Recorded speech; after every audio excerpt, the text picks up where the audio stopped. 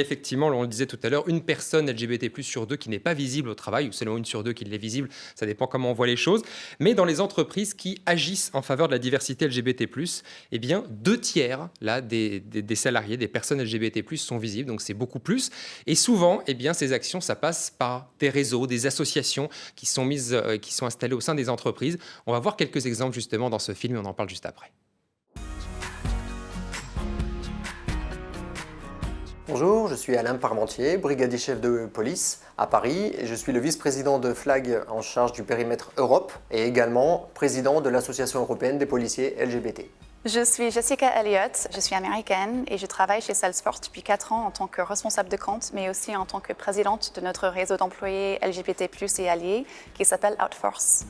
Je suis arrivée en France il y a 7 ans et j'ai tout de suite intégré le monde du travail. Donc quelque chose qui m'a vraiment choquée, c'était cette séparation assez forte entre la vie privée et la vie perso. Il y a un peu d'homophobie qui se cache derrière ça, parce qu'on met tout de suite les sujets qui concernent la vie privée de quelqu'un qui est LGBT dans le panier de ce qui ne se dit pas au travail. En tant que femme bisexuelle, j'avais peur que ça crée des problèmes pour ma carrière et que ça m'empêche d'avancer dans ma carrière. En 2001, j'étais jeune policier à Paris et avec un groupe d'amis, on se rendait compte que dans les commissariats, en fait, il y avait des problèmes d'homophobie et notre hiérarchie ne disait rien du tout. On s'est dit stop, il faut que ça s'arrête et puisque personne ne répond à nos demandes, eh bien, on va créer une association. FLAG est né en 2001. Les principaux axes d'action de FLAG aujourd'hui sont la sensibilisation des futurs policiers et gendarmes. Depuis 6 ans, on a une moyenne entre 3 et 5 000 personnes qui sont sensibilisées en école chaque année.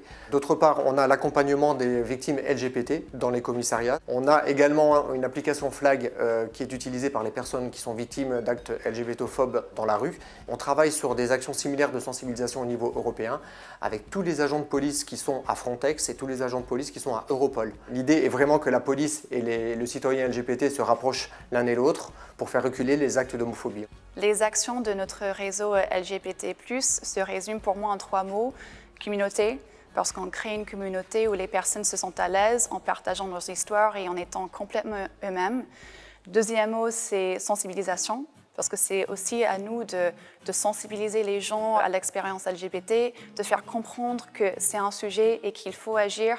Et puis le troisième mot pour moi, c'est de faire du bénévolat, parce qu'il faut aussi qu'on agisse non seulement chez nous, mais aussi dans nos communautés. Dans Outforce, on est maintenant 20 fois plus nombreux qu'on l'était il y a 3 ans. Donc on voit que les sujets sont beaucoup plus soutenus. Je suis très fière de le travail qu'on fait et quand je pense à ma propre histoire, je me souviens, je pleurais sous ma douche parce que je voulais que Dieu me rende hétéro. Et maintenant, j'ai presque 30 ans et je me changerai pour rien. Aujourd'hui, l'administration police n'étouffe plus aucune affaire en interne et donc ça c'est vraiment le combat principal pour nous puisque le rôle du policier c'est de faire appliquer la loi. Clairement, on a pu se rendre compte du côté positif de la création de FLAG vis-à-vis de nos collègues LGBT.